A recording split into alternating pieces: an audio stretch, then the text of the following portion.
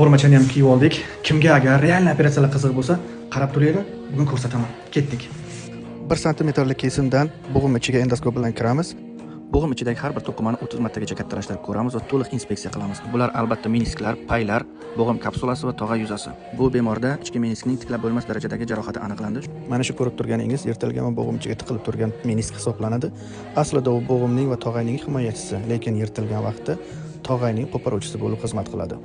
Yirtilgan menisk bo'lagi bo'g'imga tiqilib bemorga ozor bermasligi uchun akkuratni olib tozalab tashlanadi. Bo'g'imga qon yig'ilmasligi uchun qon tomirlari kuydirib chiqiladi. Jarrohlik amaliyoti tugatiladi. Ikkita kesimga bir donadan choklar qo'yiladi. Jarrohlik sohasiga har kuni bemor tomonidan uyda aseptik ishlov beriladi. 14 kundan keyin choklarni uyda bemorning o'zi olib tashlasa ham bo'ladi. Yo'g'onligi atigi 0.4 cm bo'lgan bu endoskop to'liq tarkibda bitta 9 avtomobildan ham qimmat turadi. Katta bolalarning o'yinchog'i PlayStation, katta doktorlarniki endoskop. Avvalgi ikkita bemorimiz meniskdan shikoyat qilib kelgan bo'lsa, 3-bemorimizda 2 yil oldin boldir suyagi singan vaqt qo'yib berilgan metalimiz shikoyat qilib keldi.